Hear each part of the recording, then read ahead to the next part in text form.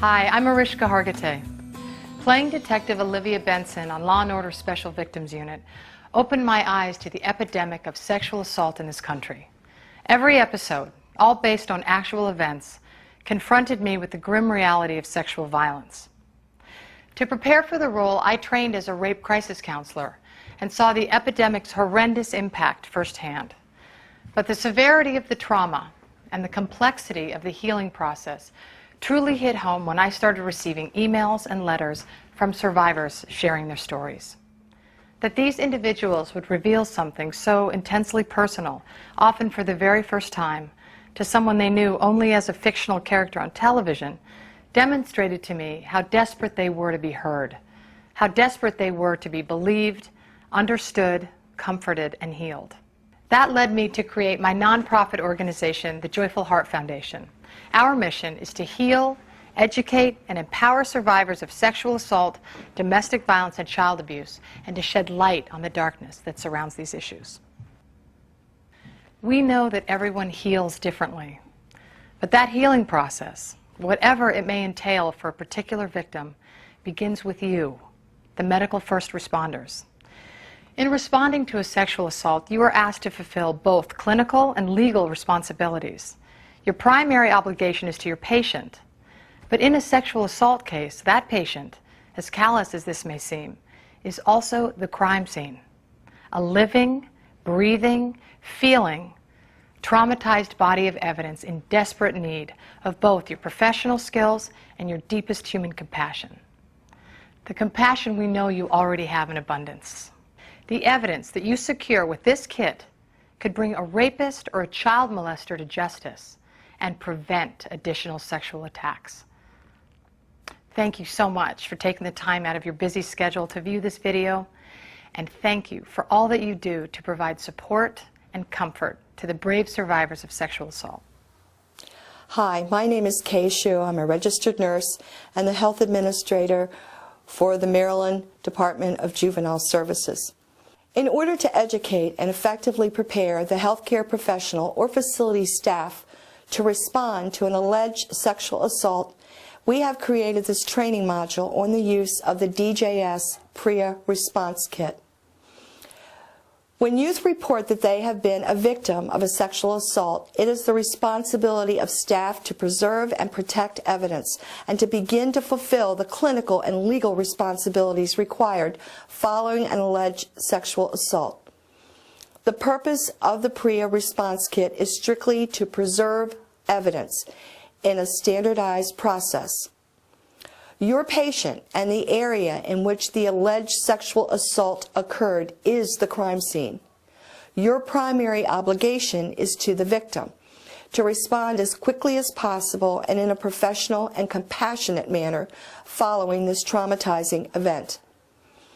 Everything you should need to preserve evidence in preparation for a forensic examination at the hospital is included in the PREA Response Kit, and hopefully this will help to alleviate stress on both the part of the staff and the youth. The forensic examination will be performed at a local hospital by a trained, safe nurse. SAFE stands for Sexual Assault Forensic Examiner. The PREA Response Kit shall be used for alleged sexual assaults involving youth that occurred within the past 120 hours or 5 days at either a DJS facility, during the holding or transportation process to and from DJS facilities, or at a prior placement or incarceration at another facility.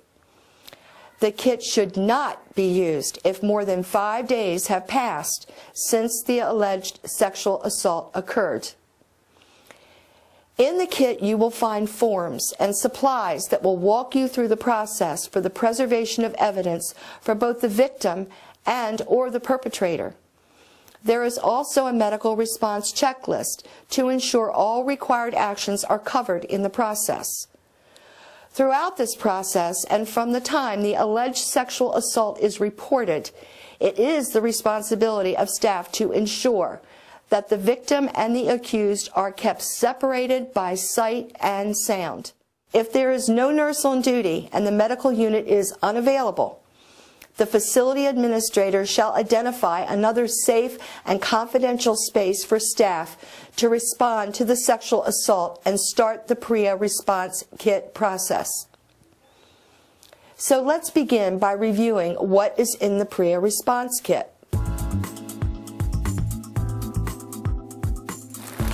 This is what your PREA Response Kit will look like, of which you'll have 2 of each at your facility.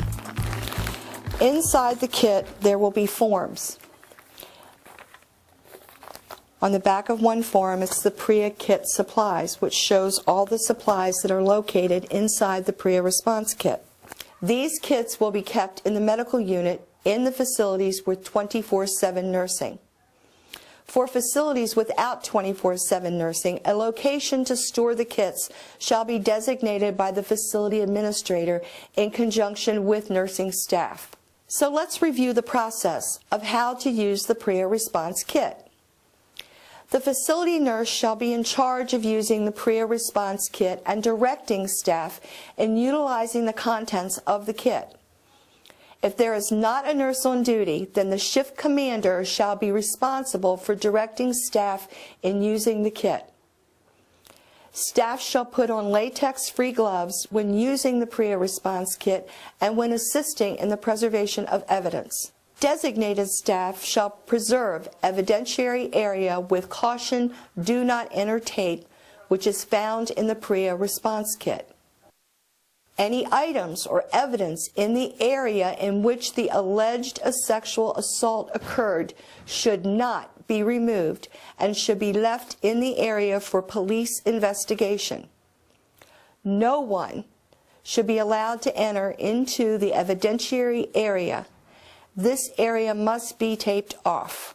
As soon as it is determined that the PREA Response Kit needs to be used and that the youth will need a forensic examination, instruct the alleged victim not to destroy physical evidence on his or her body.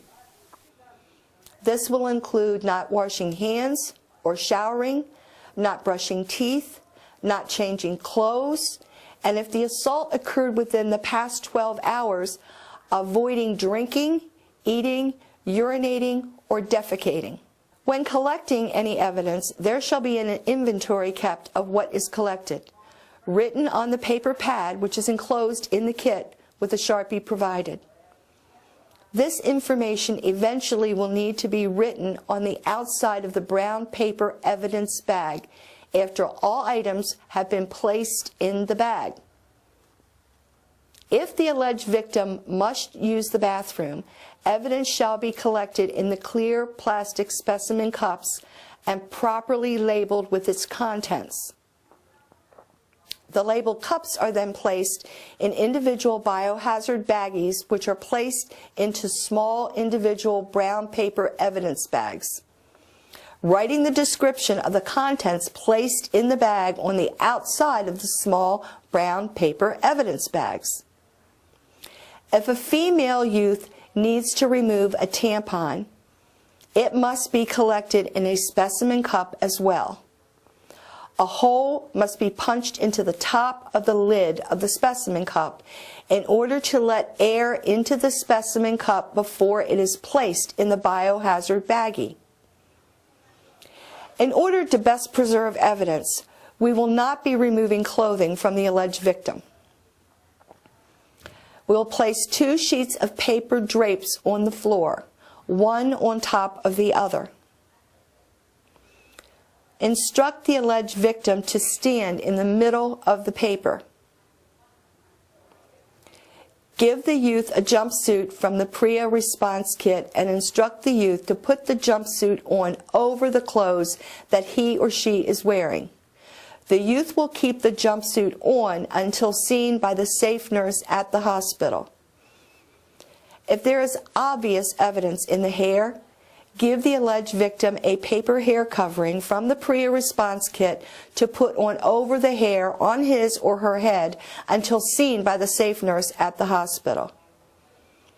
If there is obvious evidence on the shoes, give the alleged victim shoe covers from the PREA Response Kit to put on over his or her shoes until seen by the safe nurse at the hospital. Ask the youth to step off of the paper. Fold the top sheet of paper so that all service debris is contained. Place the folded top sheet of paper into the large brown paper evidence bag. Dispose of the bottom sheet of paper when this process is completed. If the alleged victim removed clothing on their own prior to being seen, this clothing may be used as evidence. If the youth has removed clothing and has it with them, the clothing shall be placed in the brown paper evidence bag provided in the PREA Response Kit. Each item of clothing should be bagged separately and labeled. If the removed clothing is in another room or area not with the youth, it shall be left undisturbed in a taped-off area for police to investigate. Tape the brown paper evidence bag shut with the red roll of evidence tape provided. Fill out the contents list on the front of the large brown paper evidence bag from the list that has been kept on the paper pad since the very beginning of this process. Staff shall transport the PREA Response Kit to the hospital along with the alleged victim after making sure to document the chain of custody on the outside of each brown paper evidence bag. Use the DJS list of safe programs in Maryland to determine which area hospital should be used for the forensic examination. Call that hospital to confirm that there's a safe nurse on duty who can respond to the situation as well as to the age of the alleged victim.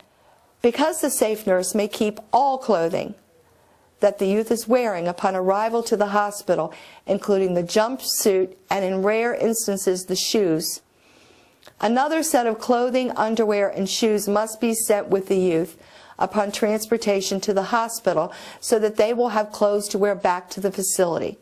Also ensure that the youth has appropriate clothing to wear over the jumpsuit, such as a coat or raincoat, in transportation to the hospital. This process must be repeated with the alleged perpetrator if the alleged perpetrator is a youth. The PREA Response Kit shall not be used on staff. Any questions on the PREA Response Kit may be directed to your facility PREA coordinator. And thank you for taking the time to view this important video.